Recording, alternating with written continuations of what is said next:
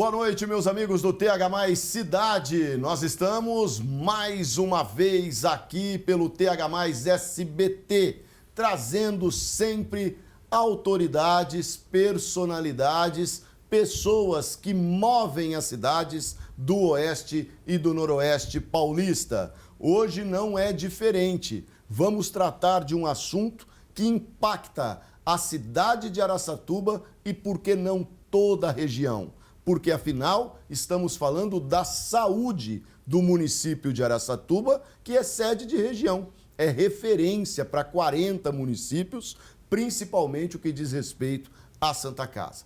Mas hoje, especialmente, já agradecendo por ter aceitado o nosso convite, o doutor Ângelo Giacomossi, que é o coordenador médico da ZAT. A ZAT, que assumiu a saúde de Araçatuba nas UBSs e também a saúde mental. Vamos completar aí 60 dias, chamamos ele para esse balanço, para falar dos questionamentos que vemos em rede social, e nós não podemos viver disso, nós precisamos viver de informação concreta e correta. E o Salesiano, que a ZAT é um braço do Salesiano, prontamente o André Ornelas, a quem eu agradeço de coração, nos enviou a Munique, para orientar o Ângelo Giacomossi aqui nessa entrevista. Boa noite, doutor. É um prazer recebê-lo aqui no TH Mais SBT. Boa noite, Marquinho. O prazer é todo meu.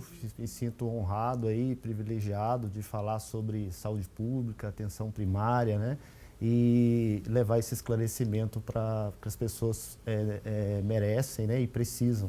Tá, doutor Ângelo, o senhor é o coordenador da ZAT, que assumiu a saúde mental e as UBSs. Nós temos aí quase que 60 dias de gestão, né? O pessoal fala, o Salesiano assumiu. É o Salesiano através da ZAT. Qual é o balanço que o senhor faz desses quase 60 dias de gestão da ZAT frente à saúde mental e das UBSs de Araçatuba? Bom, na saúde mental, o principal ponto é uma aproximação da saúde mental dos CAPs com a atenção primária. A saúde, hoje, a produzir saúde significa enxergar a saúde humana na sua integralidade. E as doenças mentais, os problemas, o sofrimento mental, ele não está desconectado do sofrimento físico, de outros problemas crônicos que as pessoas têm, né? Então, essa separação de saúde mental de um lado, né? A separação não só física, né? Mas funcional também, e a atenção primária de outro lado, sem se conversar, sem ter uma integração, isso é muito ruim. Então, essa aproximação só da ZAT Saúde ter assumido tanto saúde mental como atenção primária, isso já traz essa aproximação, essa conversa entre os funcionários, entre os médicos, enfermeiros das duas frentes, vamos dizer assim. Só isso já é um grande ganho, né? Esse entrosamento deve acontecer cada vez mais. De forma mais pontual, alguns exames laboratoriais, né, que estavam represados. Doutor, 56 mil exames, dos quais 1.000 e poucos estavam represados. Como é que vocês fizeram para zerar essa questão dos exames clínicos laboratoriais? A ZAT não tem fins lucrativos, né? Na verdade, ela tem um recurso que vem da Secretaria Municipal de Saúde e nós colocamos as metas aí de curto, médio e longo prazo. Uma das metas de curto prazo era realizar esses exames laboratoriais, os represados, e aqueles exames produzidos foram quase 35 mil consultas realizadas nesse período, que geram novos exames laboratoriais, né? Certo. Então, depositamos essa energia, essa financeira aí, né, que passa pela ZAT, para resolver essa questão que não poderia ficar atrasada, né? Hoje não tem mais represamento? Hoje não tem mais represamento, né? De exames laboratoriais e de ultrassom também, principalmente ultrassom nas gestantes, né? Tá. No o que é que o senhor mais comemora nesses 60 dias de gestão? O que eu mais comemoro é o atendimento que a gente tem visto mais humanizado, não só do profissional de saúde com as pessoas, mas também da própria gestão, da própria Secretaria de Saúde, da ZAT, com aqueles profissionais que trabalham na ponta. Tá. Se a gente fala de atendimento de saúde humanizado, quem está na gestão, seja da ZAT ou da Secretaria Municipal, também tem que ter uma relação humanizada com os profissionais que prestam o serviço, que estão na ponte. Então, essa aproximação, essa humanização é o que eu mais comemoro. Tá. Vocês fizeram a reunião tanto de funcionários que são concursados da prefeitura, como também aqueles que estavam com a antiga gestora Mahatma Gandhi, com aqueles que vocês contrataram recentemente, é isso? Sim, isso mesmo, né? Tá. Os agentes comunitários de saúde, que são aqueles profissionais de saúde que fazem parte das equipes de saúde da família, eles são de responsabilidade do município e do Ministério da Saúde. Tá. Entre os médicos, nós temos alguns médicos, cerca de 30% a 40% dos médicos das equipes de saúde da família, que vieram do programa Mais Médicos, que é um programa do governo federal para atenção primária, então eles não estão sobre a responsabilidade, vinculados à ZAT. E como é que vocês fazem essa gestão se de repente esse pessoal não estão vinculados a vocês? Nós conversamos bastante com a Secretaria de Saúde, então nós vamos conversar com um médico que seja do Mais Médicos ou médico da ZAT. Vou eu representando a ZAT, vai o doutor Daniel representando a Secretaria de Saúde, vai a Elizabeth Velo representando a Secretaria de Saúde, ou a Daniela e a Vera representando a ZAT. Tá. Nós não estamos fazendo essa distinção do ponto de vista funcional e de tratamento até agora. Conseguem, independentemente a quem estão vinculados, fazer um atendimento único em pró à saúde da cidade. Saúde, exatamente. Em pró à saúde da cidade. Bom, vamos lá. O doutor Ângelo, o que muito se ouve em rede social, textos apócrifos que saíram e rodou pelo WhatsApp, é a questão da diminuição salarial. A título de exemplo, um farmacêutico pela Mahatma recebia R$ 4.524,55. Pelo Unisalesiano, seria R$ 3.165,78. Saudoso Dr. Jorge Maluli Neto dizia: a parte mais sensível do corpo do ser humano é o bolso. Por que a diminuição salarial e como que é possível alguém que foi tocado no seu bolso poder manter esse atendimento humanizado? Sim, essa pergunta é excelente, eu me faço ela desde que eu comecei na ZAT, né? E antes de começar a entrevista, mas você vai perguntar. Vai perguntar. Claro. E deve perguntar. Claro, né? E deve perguntar. Uma instituição como o Salesiano está aí para esclarecer, eu tenho certeza. E eu vou responder com a maior honestidade que eu possa colocar, né? O CLT, que é um regime de vínculo, não existia, né, entre os médicos, era tudo os farmacêuticos, era PJ o vínculo. O PJ, a gente sabe que tem muito menos estabilidade. Certo. O CLT dá mais estabilidade, mais garantia, né, nesse trabalho. E o trabalho da atenção primária, ele é um trabalho de acompanhamento longitudinal ao longo da vida da pessoa. O que a gente mais quer é que o profissional de saúde, vamos colocar o médico, seja o farmacêutico, o enfermeiro, ele dedique ali os seus anos de carreira para aquele território, para aquelas pessoas. Certo. Isso é um sonho do Ministério da Saúde. É que até hoje o Ministério mesmo, né, não conseguiu concretizar, mas está nesse caminho. Eu vejo que o CLT, essa forma de vinculação CLT, é um passo nesse caminho. Porém, muitos outros passos vão ter que serem dados para a gente conseguir isso. Mas o CLT E ao transformar PJ em CLT, houve essa queda salarial. Certo. Mas quem é contador, quem entende mais de finanças que eu não entendo, né, de contabilidade, de RH, né, pode explicar muito melhor. Mas o CLT, ele também tem férias, tem 13º. Tem 13º, vai ter o seu fundo de garantia depositado, né, tem outros direitos. Por outro lado, eu entendo o colega profissional de saúde que a curto prazo, assim, ele teve um valor que ele ganhava e quando converteu para o CLT é um valor menor ali, né? No total, os valores vão ser muito parecidos, mas um médico, inclusive, conversando com ele me falou assim: mas doutor, como é que eu tenho as prestações para pagar, né? Como é que eu vou pagar a prestação do mês seguinte, agora que diminuiu? Eu sei que o CLT tem várias vantagens, né? Então, eu acho que são os espinhos do caminho. Ah, tá. E esse zum que aconteceu em rede social, como é que vocês perceberam ele em loco, dentro das unidades básicas de saúde, também lá nos CAPs? Como que ficou esse zum? O pessoal tem se dedicado a contento? Sim, tem se dedicado a contento porque a gente quem está na atenção primária não pensa exclusivamente no bolso, no que vai receber. É claro que isso é fundamental, é super importante, mas existe uma intenção de quem está na atenção primária, né, de fazer uma saúde melhor para aquelas pessoas que dependem exclusivamente do SUS. Tá. Então, o ganho, o benefício, ele é além do salarial, né? E o que a ASAT propõe, inclusive conversando com esses profissionais, é esse melhor relacionamento, é fazer uma atenção primária mais técnica, que ela aconteça do ponto de vista técnico mais do que tem acontecido. E isso acaba sendo fornecer capacitação, aperfeiçoamento profissional dentro da própria ASAT. Tá, o senhor diria então que esse zum é mais de rede social e de um grupo que ficou extremamente descontente. Sim. Mas isso não reflete, não impacta no atendimento nas unidades? Não, de maneira alguma. Tá. A gente não tem visto isso, né? Tá certo.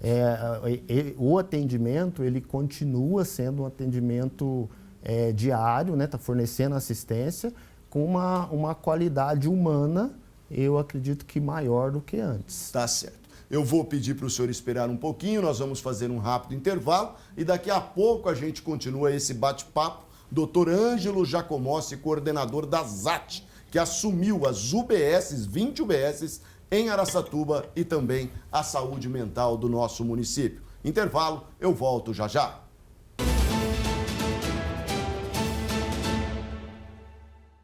Nós estamos de volta com o TH Mais Cidade, hoje recebendo o Dr. Ângelo Jacomossi, falando da gestão das UBSs de Araçatuba, né, e também da saúde mental. Eu quero só fazer um esclarecimento. Algumas pessoas falam sobre legalidade dos salários que de repente foram diminuídos. Gente, nós vamos falar de uma entidade ligada ao Unisalesiano que nós conhecemos tão bem. E tiver que discutir ilegalidade, a gente tem que parar tudo e ir embora. É claro que está legal. Pode não agradar a todos, mas dizer que é ilegal, aí não.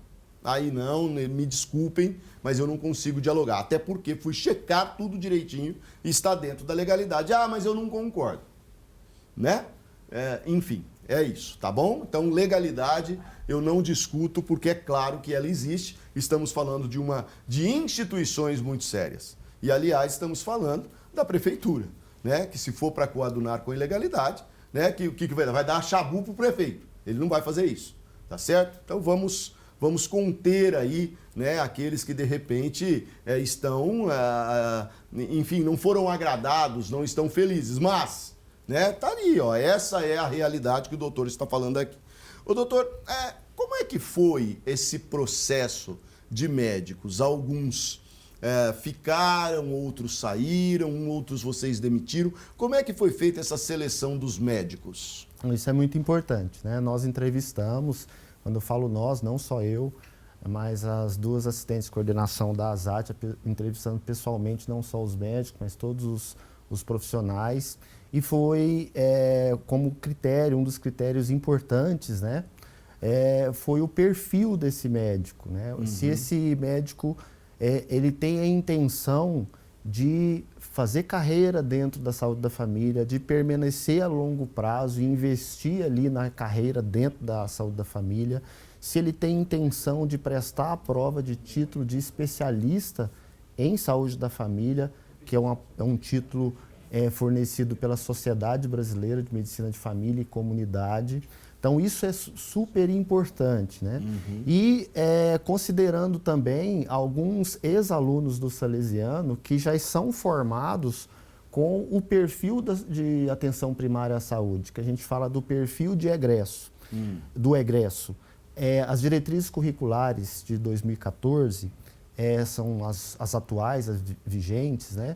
Elas colocam que as faculdades de medicina, a partir dessa data, desse ano, 2014, elas devem formar um médico capaz de atuar na atenção primária, não só para a atenção primária, mas ele já tem que ter uma formação que o capacite a atuar nesse cenário. Então, os alunos do Salesiano, no curso de medicina, na primeira e segunda semana de aula, eles já estão nas unidades básicas de saúde, já fazendo parte das equipes de saúde da família, andando nas ruas com o agente comunitário de saúde, tendo contato com o enfermeiro, o técnico de enfermagem, o dentista, a equipe multi, e progressivamente ao longo do curso ele vai aumentando essa interface, esse contato com o médico. Tá, eles estão sendo supervisionados por médicos experientes, porque outro comentário de rede social. Sim. Tá, as UBS estão cheias de alunos. Isso não é verdade. Pode estar cheia de alunos, mas orientados por profissionais médicos já com experiência. Sim, os alunos, eles nunca podem ficar sozinhos, né? Eles sempre têm que ter um preceptor, um professor, e eles não vão atender sozinho, dar conduta de maneira alguma. E os médicos recém-formados? Claro, já é um médico. Sim. Mas eles têm a supervisão de alguém mais experiente? Sob a minha supervisão como coordenador médico da ZAT. Certo. Né? E, como eu disse, são médicos que se formaram agora, mas eles já foram formados nesse modelo das diretrizes de 2014. Dentro, vamos dizer assim, eles passaram boa parte do curso de medicina deles dentro de uma unidade básica de saúde e convivendo com o ambiente de unidade básica de saúde. Tá certo. Nós tivemos acesso a imagens que foram para a Câmara Municipal dos prédios das UBSs que parece tudo menos uma UBS. Caso da UBS da Jacutinga. Sim. Como é que o Salesiano trabalha isso junto com a Prefeitura? Bom, a intenção da ZAT é prestar serviços de qualidade. Isso envolve a estrutura que nós temos, né? Eu fui a Jacutinga, fui na UBS de Jacutinga. Realmente é uma estrutura que não tem condição de funcionar como UBS. Nós passamos para o doutor Daniel Martins, secretário de Saúde, e essa parte estrutural, né, de como resolver é da Secretaria, porque a gestão é da Secretaria, mas nos interessa muito como ZAT, porque, como eu disse, a gente quer prestar serviço de qualidade. Isso envolve a estrutura. Eu não sei como que vai ser resolvida a estrutura de lá, mas é uma estrutura que não pode permanecer do jeito É somente lá ou vocês constatarem outras também, o mesmo problema?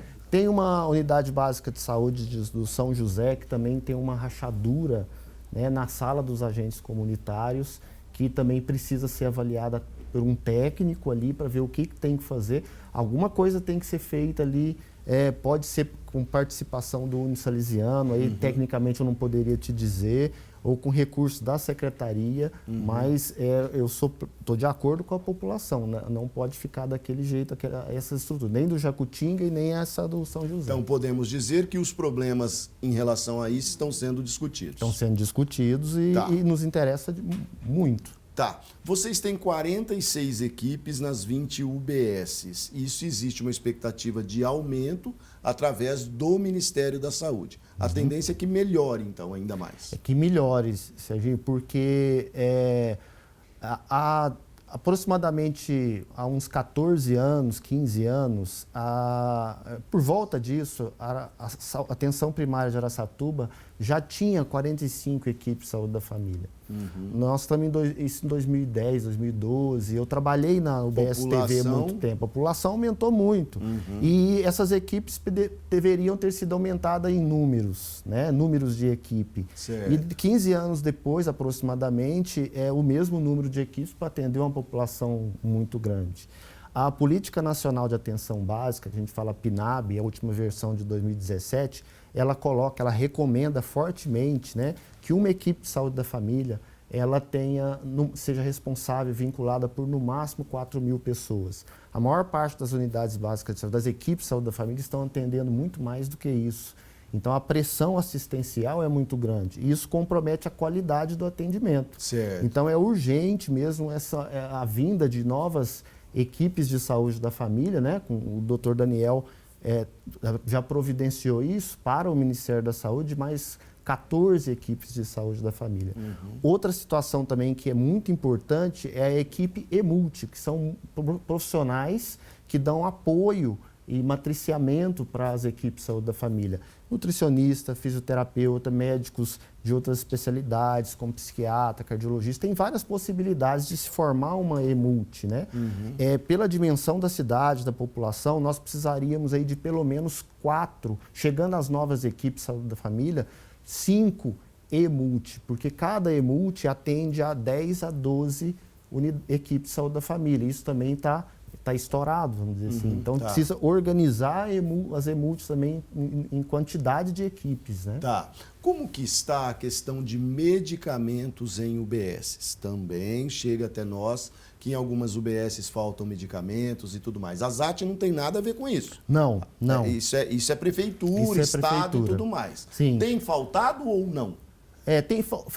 Tá faltando uma insulina que chama insulina glargina, né, que é para tratamento do diabetes tipo 1 ou tipo 2 que precisa de insulina.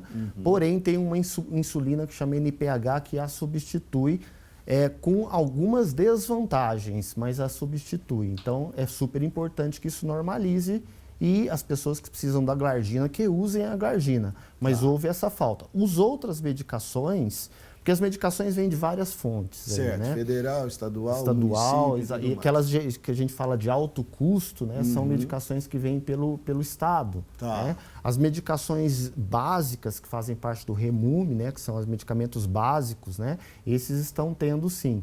A glargina é uma medicação vamos dizer, de alto custo, né? Que ficou faltando.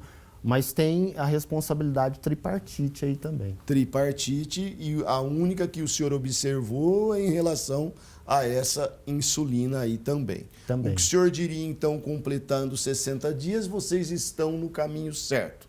O salesiano, claro que tem um plano de trabalho, esse plano está em andamento, mesmo com todo esse zum de salário tal e tudo mais. É isso? Sim, são os problemas e as dificuldades que a gente enfrenta nessa caminhada que é longa, eu espero que seja longa, né? Mas em direção à atenção primária à saúde. A atenção primária à saúde é a forma mais humana, mais eficaz e mais econômica de se produzir saúde para uma população. Isso está definido no mundo inteiro.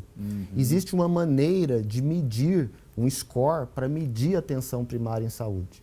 Esse score, ele mede, numericamente, claro, os atributos da atenção primária, que são 7 atributos.